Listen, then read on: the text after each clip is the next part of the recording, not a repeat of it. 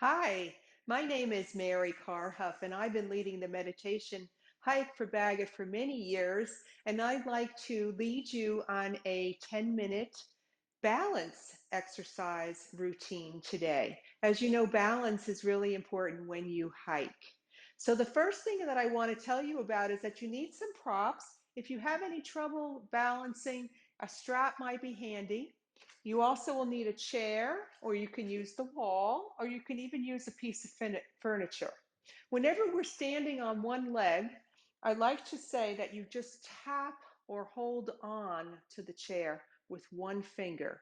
And over the years, I've worked with many clients, and it seems that this tapping works the best so that you're not tempted to grab a hold of the chair and really hold on for dear life and maybe lean over. So this using your core muscles to stay upright and this gentle tapping whenever you need to do that for balance.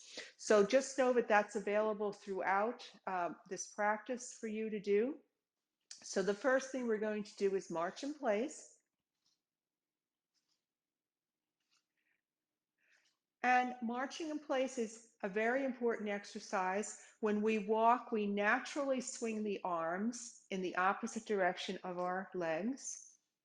And then perhaps hold one leg up and see how that feels. And again, you can go back to your tapping, right? Yeah. And switch. And this video will be available for you to do every day if you'd like, or from time to time. And I guarantee that it will improve your balance.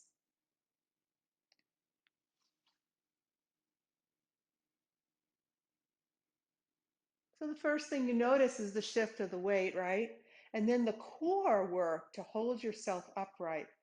The use of the breath is also important. The inhale and the exhale.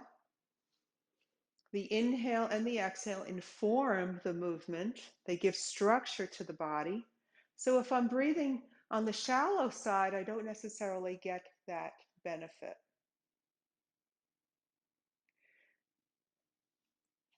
And then perhaps you're going to rotate out to the side to find your tree pose. So many of you practice yoga will be very familiar with these poses, and feel free to take any arms that you like. Lean against the wall, tapping, hold on, whatever works for you. Over time, over these next weeks we have together, I guarantee that you will have improved balance.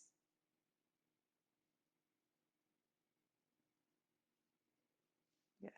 And then move back to marching in place. And then when you're ready, the other leg can come up. Rotate into that tree pose. Maybe let go. Maybe the tapping. Maybe the lengthening. You can keep your gaze straight ahead, or you can take the gaze downward. But try to keep the chin up.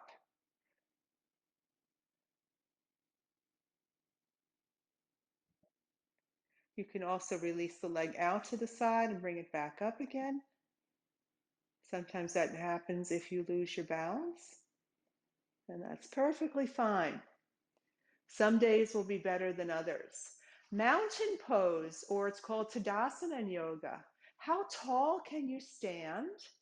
Engage your inner thighs and your legs, and gently lift the heels and then lift your toes. So this wonderful rocking back and forth.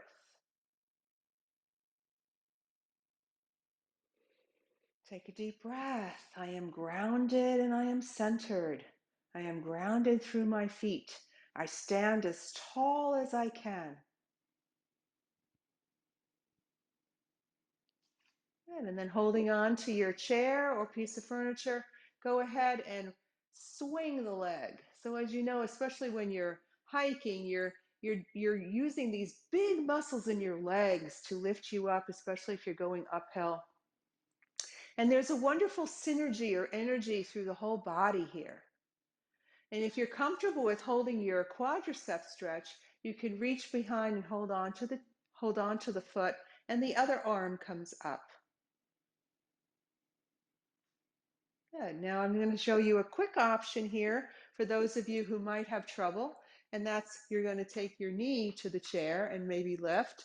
Now, if you've had a knee replacement, most likely you're not going to have this range of motion.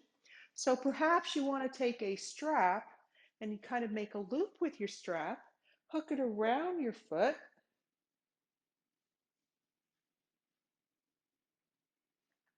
I rest it on the chair, and that's whatever motion I get there is fine. Right? You can even use the strap in the standing position like so.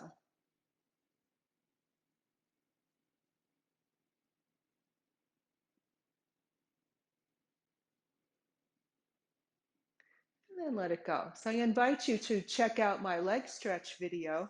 We use the strap to stretch the hamstrings and the external hip rotators, and it's just an overall great stretch video for you. So we're going to stand in our Tadasana pose again. Take a couple of deep breaths. You might even note a difference since we've stretched these important muscles, one side versus the other. Yeah. And then go ahead and take the other leg and go ahead and swing. And you can exaggerate the motion. The leg comes up. Notice the tailbone anchors towards the floor when I lift the knee up, and the tailbone releases. And just the swinging is just really wonderful. Good. And then when you're ready, perhaps hold on.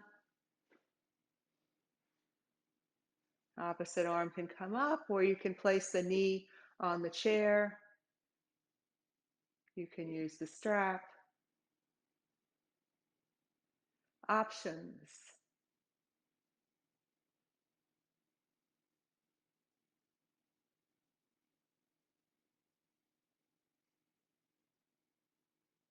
We embrace the wobble, I often say, because you're going to have that little shakiness all over, right? Yeah. So go ahead and take the feet wider now. Bend your knees, and then this wonderful shifting of your hips in the circle. You can come all the way down, hands to the ankles, to the knees, up, circle the other way. Good, all the way down or not. This ease, right? Ease. Good. And then shake it out again. Do those marches in place. We kind of reinforce that. Hold one leg up. Breathe. Lengthen. I am grounded in my practice today. I am grounded and centered in my life.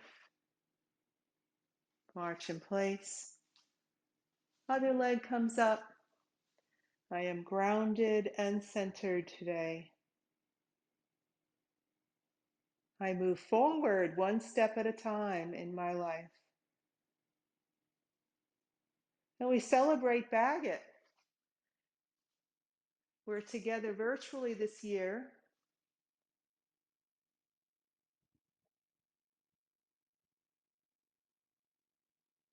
And one more time.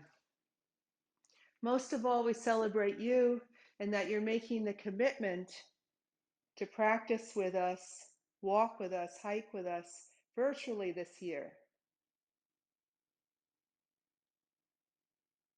And we stand grounded, feet about hip distance apart. I bring my hands to my heart.